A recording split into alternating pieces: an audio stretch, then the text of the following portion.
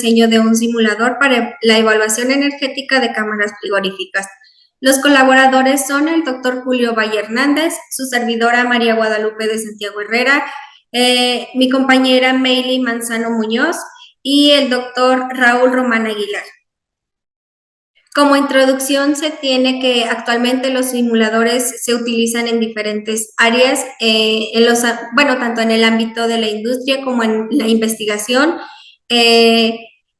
utilizados comúnmente en el diseño y operación de sistemas, en los procesos industriales, en modelos económicos, también en el sector farmacéutico, entre otros. En este trabajo se presenta el diseño de un simulador que permite evaluar las condiciones de operación de cámaras frigoríficas.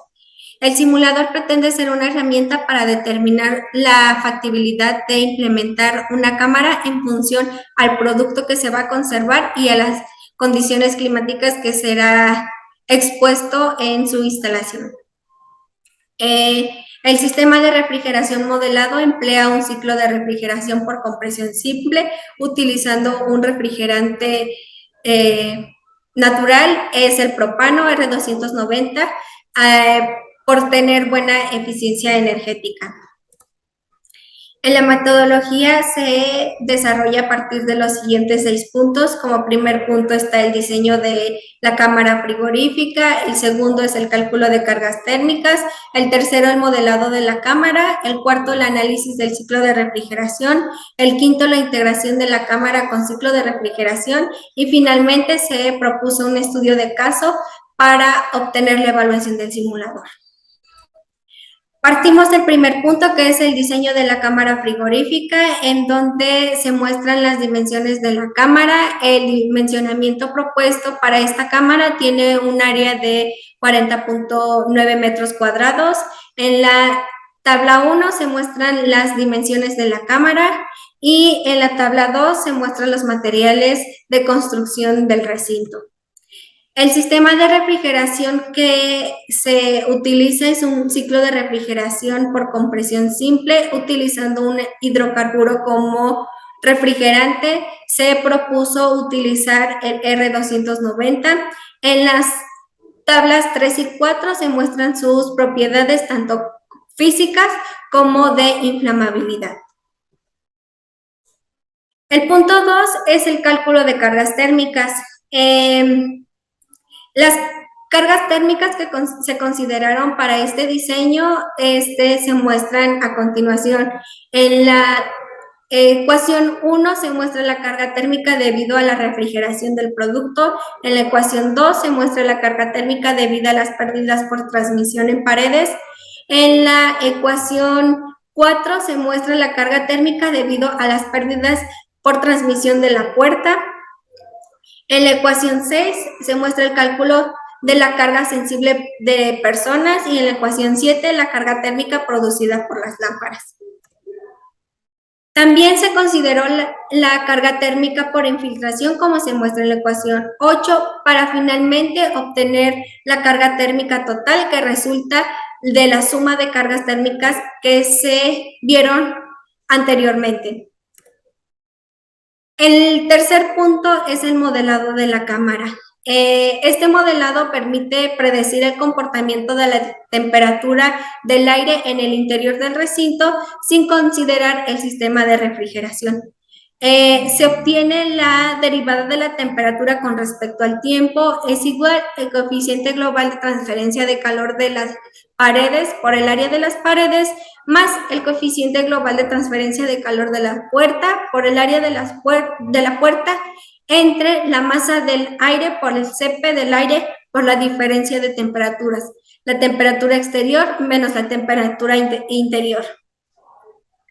También se consideraron importantes para determinar la temperatura en el interior de la cámara las ecuaciones 6 y 7, que corresponden al cálculo de cargas térmicas por personas y al cálculo de cargas térmicas producidas por lámparas.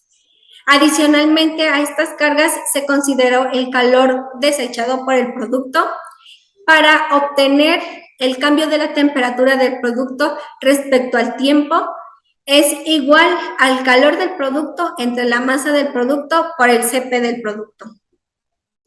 Y así obtenemos la temperatura de todo el producto que está dentro de la cámara. Este es igual al producto que entra, perdón, al producto total de la cámara menos el producto que entra a la cámara entre el producto total que está en la cámara por la temperatura de la cámara más el producto que entra a la cámara entre el producto total que está dentro de la cámara por la temperatura del producto. El cuarto punto es el análisis del ciclo de refrigeración. Pues se hizo un análisis termodinámico del sistema de refrigeración que permite conocer el comportamiento del sistema. Se empleó el refrigerante R290. Como se puede ver en la figura 1, se muestra el diagrama TDS. En el estado 1 se encuentra en vapor saturado a la temperatura de refrigeración. El estado 2 es vapor sobrecalentado con entropía constante respecto al estado 1. El estado 3 es líquido saturado mayor a la temperatura ambiente para que haya esa transferencia de calor. Y el estado 4 es una mezcla con entalpía constante respecto al estado 3.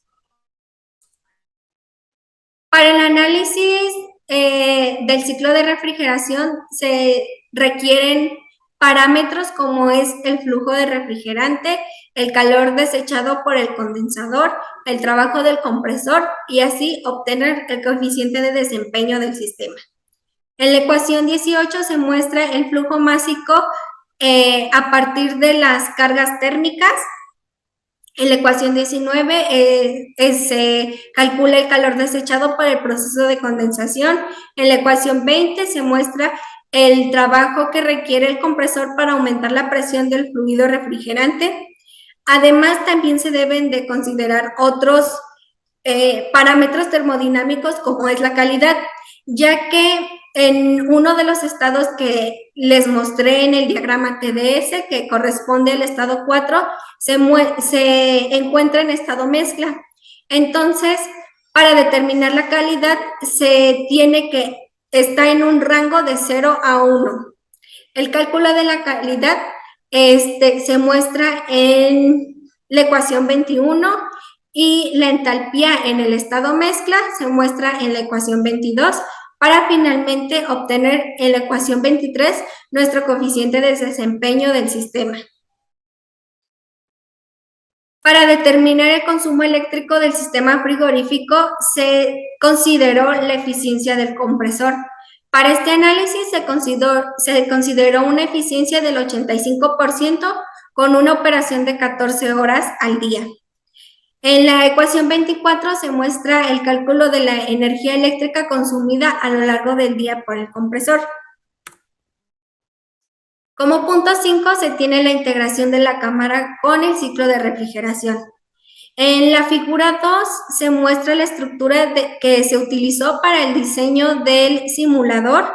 Como se puede observar en los recuadros de color negro, son las variables de entrada que se consideran para este diseño. Una de las variables importantes que se consideraron fue el tipo de producto, que son sus características, tanto la masa, el calor específico y la temperatura de conservación. Otro parámetro que se consideró variable son las condiciones climáticas a las que estará expuesta. Se puede simular cualquier día del año. También se considera el número de personas que van a entrar al recinto y la cantidad de lámparas que se van a utilizar para su iluminación. Y de ahí también es el diseño de la cámara. Depende del dimensionamiento y de los materiales de construcción de las que estará hecha la cámara, para así obtener el cálculo de cargas térmicas y el análisis termodinámico del ciclo de refrigeración y finalmente obtener como resultados la temperatura del aire al interior de la cámara la temperatura del producto que entra a la cámara, la temperatura del producto total y la energía eléctrica que requiere el sistema. Para el punto 6, que corresponde a la evaluación del simulador, se propuso un estudio de caso para conservar carne avícola en un rango de conservación de una temperatura que va de menos 1 grado centígrado a 4 grados centígrados, con un calor específico de 3.31 kilogramos sobre kilogramo por grado centígrado, con una vida de anaquel entre 8 y 10 días. Dependiendo del tamaño de la cámara, que tiene un área de 40.9 metros cuadrados, se consideró una capacidad máxima de conservar 500 carcasas de carne como máxima, y pues obviamente con peso promedio. Y la ubicación del lugar, bueno, las condiciones climáticas de la ubicación del lugar que se consideró fueron el municipio de Apan Hidalgo, con una presión atmosférica de 101 kilopascales y una temperatura máxima de 35 grados centígrados y mínima de 3 grados centígrados. Como resultados, se presenta el primer punto, que es la simulación de cargas térmicas. Como se puede observar, en la línea de color verde se muestra la carga térmica por producto. En la línea de color azul se muestra la carga térmica producida por transmisión de la puerta. En la línea de color naranja es para la carga térmica de personas y de lámparas que se utilizaron. Esta carga térmica está solo en un determinado tiempo, que es cuando entran las personas, están 25 minutos y salen. En la línea de color amarillo se muestra la carga térmica por transmisión de paredes, y en la línea de color gris es la carga térmica por infiltración. Finalmente se obtuvo la carga térmica total, que en un rango de las 12 del día a las 13 horas se alcanzó una carga térmica máxima aproximada de 700 watts y una mínima que es aproximadamente a las 5 de la mañana de 150 watts. Posteriormente, otro resultado es el comportamiento de la temperatura al interior de la cámara. En la gráfica 3A se muestra el comportamiento de la temperatura de la cámara, que alcanza una temperatura máxima de 14 grados centígrados a las 6 de la mañana, que es a la recepción del producto. Y bueno, esta temperatura es de la cámara sin ciclo de refrigeración. En la ecuación 3B se muestra el comportamiento de la temperatura del producto, que se muestra en la línea punteada de color azul. Como se puede observar, entra a una temperatura de 10 grados centígrados debido a que pasó por un proceso de preenfriamiento. Y en la línea de color naranja se muestra la temperatura del producto total dentro de la cámara, alcanzando una temperatura máxima aproximada de 13.8 grados centígrados. Para la simulación del ciclo de refrigeración se consideró una temperatura del producto para su conservación de 0 grados centígrados, obteniendo un flujo de refrigerante de 0.0065 kilogramos por segundo y un coeficiente de desempeño de 5.39. El calor del proceso de condensación se muestra en la gráfica 3, alcanzando un calor desechado máximo de 6.1 kilowatts y un mínimo de 5.35 kilowatts. En la simulación del trabajo del compresor, como se puede observar en la gráfica 5, alcanzó un trabajo máximo de 0.25 kilowatts y un mínimo de 0.07 kilowatts. Como se mencionó, el compresor va a trabajar por un determinado tiempo, que son 14 horas, y se obtuvo un 96 ciclos del sistema de refrigeración promedio a lo largo del día, para finalmente obtener la simulación del producto. En la gráfica 7 se muestra en la línea punteada la temperatura del producto que entra a la cámara a las 6 de la mañana a una temperatura de 10 grados centígrados y alcanza su temperatura de conservación a las 13 horas. En la línea continua se muestra el comportamiento de la temperatura del producto total, si alcanzando una temperatura máxima de 2 grados centígrados, y pues esto quiere decir que alcanza la temperatura o está en el rango de temperatura óptimo para su conservación. Como conclusiones, pues se tiene que el simulador cumple las expectativas de evaluar el desempeño de cámaras frigoríficas para condiciones de operación a lo largo del día. Aunque el presente proyecto el proyecto que se presentó se consideró un día promedio del mes de febrero, el simulador permite simular cualquier día del año, generando como resultados pues el comportamiento de variables de interés, como en este caso fueron las cargas térmicas, la temperatura del producto, el calor desechado por el proceso de condensación, el trabajo del compresor, el tiempo de operación y el coeficiente de desempeño.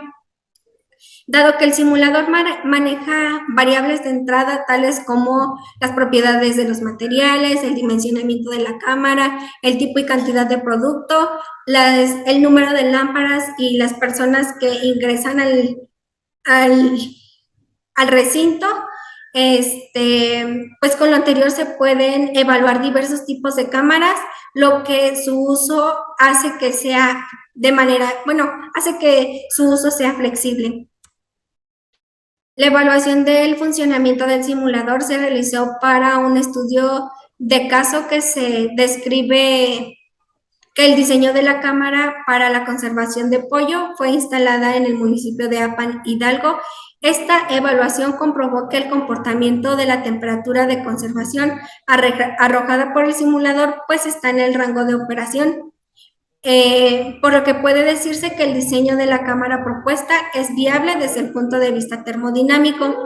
Y en cuanto al consumo de energía, a partir de la eficiencia del compresor, que se consideró del 1,85%, con un tiempo de operación de 14 horas, se obtuvo una potencia máxima de 448 watts y un consumo de energía promedio de 3.614 watts hora por día, lo que indica que el diseño de la cámara también es factible desde el punto de vista energético.